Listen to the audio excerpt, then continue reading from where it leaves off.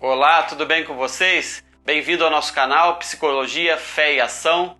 Eu sou o Pastor Marcos e primeira coisa eu queria chamar você para se inscrever no nosso canal, dar o seu joinha e compartilhar com os amigos, que vai ser muito legal para o nosso canal.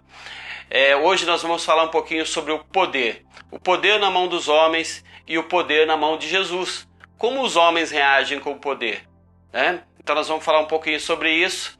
E começando falando sobre os homens ao longo da história nós temos visto muitas vezes e muitos homens que eram dado poder na mão deles, que eles tinham tudo para fazer grandes histórias na humanidade e de repente esse poder é usado para o mal, é usado para conquistar outros povos, é usado para destruir.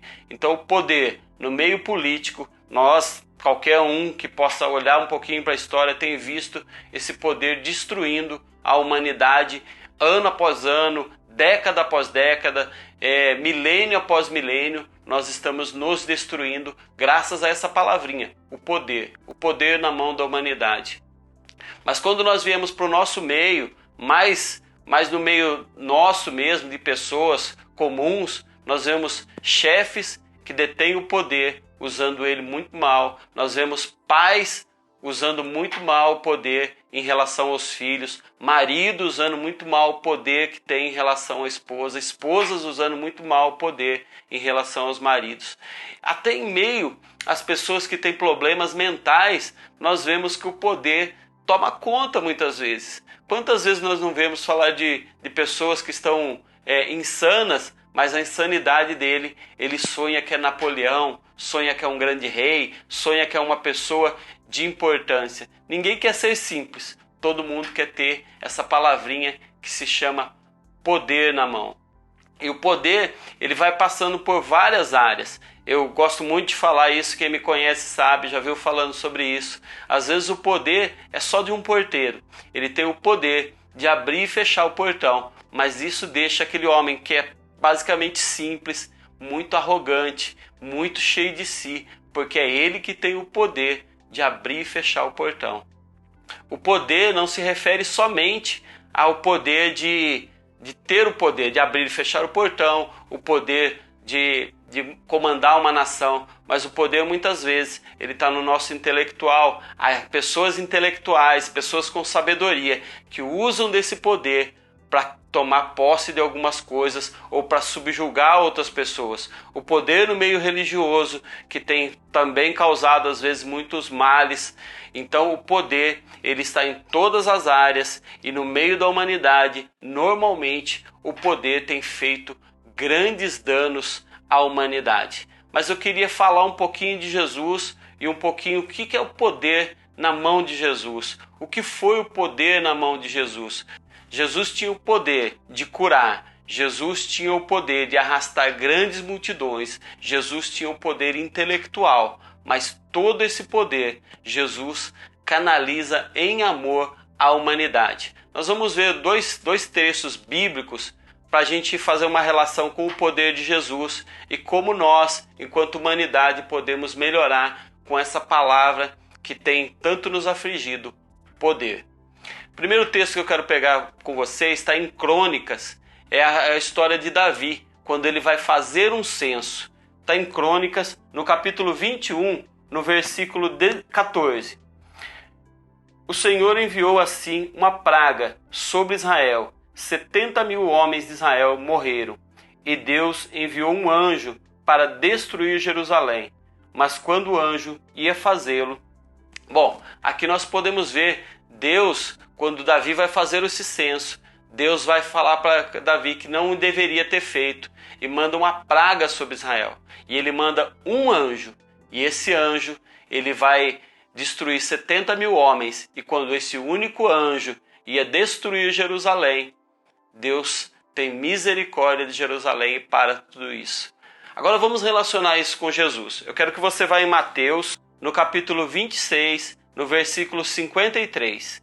Aqui Jesus está no Getsêmani e é quando Pedro corta a orelha de Malco.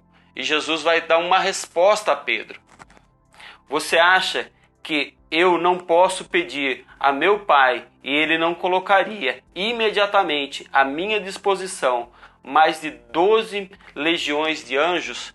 Bom, aqui Jesus tinha o poder para se livrar da mão dos seus inimigos. E ele fala assim, olha, lembra lá na história atrás que eu li, um único anjo destruiu 70 mil homens e iria destruir Jerusalém. Jesus fala assim, de 12 legiões. Uma legião são 6 mil anjos, ou seja, são 72 mil anjos. Esses anjos, ele tinha o poder para destruir toda a terra, com certeza. Ali na mão de Jesus estava o poder não só para se livrar daqueles soldados, mas numa ordem dele, toda a terra seria destruída. O poder estava sobre a mão de Jesus. Então Jesus é preso, ele tinha todo o poder para se livrar daquilo ali. Haviam 72 mil anjos apostos com espadas na mão, esperando para libertar Jesus. Mas Jesus decide ser preso, decide se deixar ser preso para a salvação da humanidade. E Jesus é preso, é julgado, é levado para ser chicoteado. E aqui eu quero imaginar junto com vocês. Enquanto Jesus era chicoteado, 72 mil anjos estavam lá, apostos, esperando para atacar. Bastava uma ordem de Jesus. Bastava Jesus falar assim, eu não quero mais. E toda a terra seria dizimada. Mas ele, com todo o poder na mão, não toma nenhuma atitude por amor a mim, por amor a você. Jesus começa a caminhar no calvário dele, começa a caminhar com a cruz nas costas, e 72 mil anjos estão ali esperando para ter uma reação.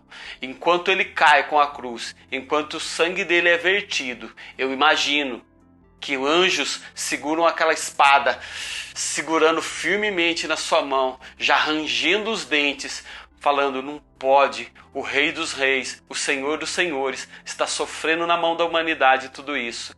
Mas os anjos não tinham ordem para atacar, não tinham ordem para dizimar a humanidade. E eles esperaram. E Jesus, passo a passo, lentamente, foi até o Calvário, foi até a morte. E mais uma vez eu quero reafirmar, por mim e por você, ele vai até o Calvário e ele vai até a morte.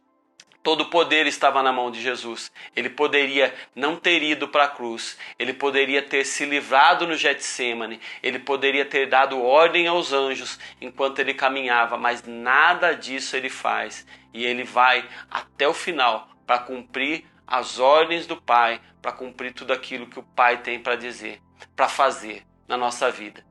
E o que isso tem a ver com a gente? Como isso a gente pode usar como ação? Pô, irmão, a gente pode usar isso tudo pensando como eu tenho agido com o poder na minha mão, como eu tenho sido dentro da minha casa e dentro da minha família com o poder na mão. Será que eu tenho sido justo? Será que eu tenho sido digno do poder que Deus colocou na minha mão, como pai, como mãe? Se você tem um cargo de chefia, você tem sido justo? Você tem sido como Jesus, apesar do poder estar na sua mão para tomar algumas atitudes, você tem se refreado, você tem pensado no outro e falado, olha, eu não vou fazer isso porque eu posso prejudicar outras pessoas.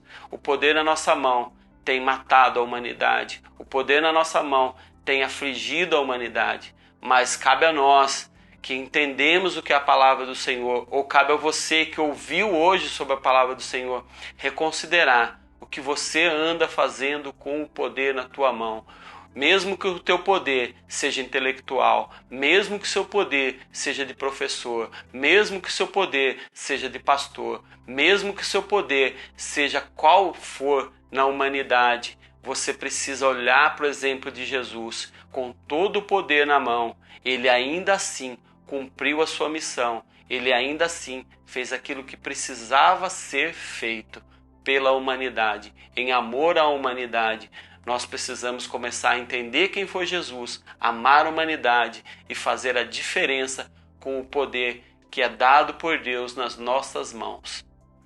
Eu espero que essa palavra possa te chamar a atenção, eu espero que essa palavra possa falar no seu coração e a gente começar a entender que o poder tem destruído a humanidade, mas o amor de Cristo é capaz de restaurar muitas vidas. Quando nós entendemos que apesar do poder, nós podemos amar, nós vamos começar a viver como Cristo viveu.